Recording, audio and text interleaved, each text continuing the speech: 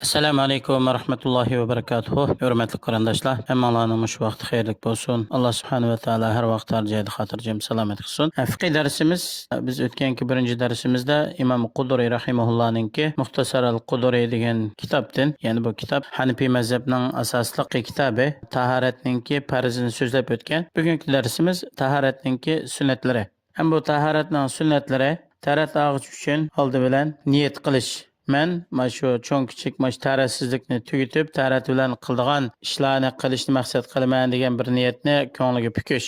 Bizning ma so'zlayotgan fiqh darsimiz Hanafiy fiqhisini asos qilib so'zlanganlikdan Hanafiy mazhab ulamolari niyat qilishni sunnatning qatoridan hisoblagan. Ikkinchisi, ikki qo'lini beg'ishigacha 3 qitim yuvish. Bo'lib, hamda bir odam kechida uxlab uyg'ongan bo'lsa, burunqidek masalan qachidan so'yilib yuydigan bo'lsa, qo'lini qachiga kirgizishdan ilgari yuvitish kerak. Hamda hozirgidek jumak yoki turbada tarat oldigan ish bo'lsa, unda qilishning keragi bo'lmaydi. Qo'lini beg'ishigacha 3 qitim yuvsa bo'ladi. Uchinchisi, taratninki beshida bismillah yoki bismillahirrohmanirrohim deb Allohning ismi bilan boshlash. To'rtinchi sunnati misvaq qilish. Beshinchisi, og'ziga 3 qitim suv ilish va burniga 3 qitim suv ilib, yana suvni chiqarish burnidan. Ba'zi mazhablarda buni moyliqqa yuzni yuvishning qatoridan farz degan qarashlar bor, ammo Hanafiy mazhabda sunnat deb qaragan. Yettinchisi, beshininki hammasiga masih qilish.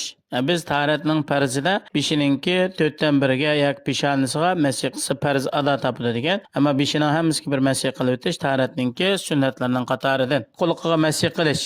Yani beshiga masih qilgandan keyin ikki qo'lqini, ya'ni ikki ko'rsatkich barmoqini ikki qo'lqining to'shkiga kirgizib turib, bosh barmoqi bilan quloqning keyin tarafini silab, qo'liga masih qilish. To'qqizinchisi tahoratning sunnatlaridan barmoqlarining orasiga xilol qilish, ya'ni barmoqlarninki bir qo'lining barmoqini, ya'ni bir qo'lining barmoqining orasiga kirgizib yo'l qilishdan iborat. Tahoratning sunnatining 10-si soqoliga xilol qilish degan, ya'ni qo'lini yo'l qilib, soqol qo'yaq bo'lsa soqolning orasiga qo'lini kirgizib, soqolning tegi tarafdan ingi tarafga qo'lini kirgizish soqolning orasiga. Tahoratning farzida yuzni yuvgan vaqtida shu soqoli bilan suyuq biroqlam yuvitadi, buning farz ado topadi. Ammo soqolning orasiga xilol qilish bu tahoratninki sunnatlari hisoblanadi. 11-si shu har bir a'zoni 3 qitimdan takror yuvish. Ya'ni bu 3 qitim yuvishmi tahoratninki sunnati. 12-si tartib bilan ilish tahoratni, hamda Qur'oni Karimda oyat kelgan, biz tahoratning farzini so'zlab o'tgan. Qur'oni Karimda ya ayyuhallazina amanu iza qumtum ila solati fagsilu wujuhakum. Ya'ni sizlar namozni maqsad qilgan vaqtinglarda tahorat olsanglar, ya'ni yuzinglarni yuvinglar deb tahoratning farzi yuzni yuvishdan boshlangan.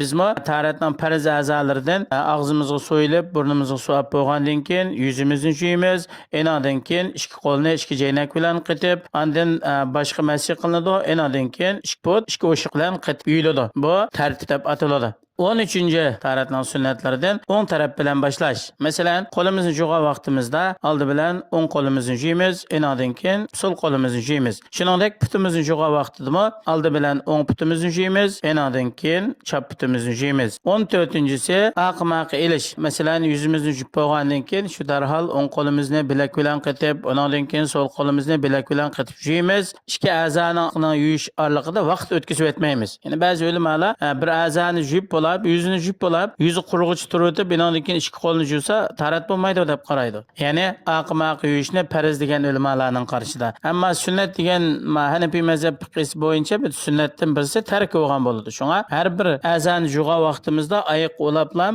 undan keyin yuydigan azani yuyamiz, orliqqa fasil tushmaymiz. 15-si hamda gadanga masih qilish, bu tahoratninki sunnat yoki mustahab yoki tahoratninki odoblaridan hisoblanadi. Ba'zi ulamolar buni shu Hanafiy mazhab olimlari ichidami qarashlari o'xshamaydi. Ba'zilari sunnat degan, ba'zilari mustahab degan.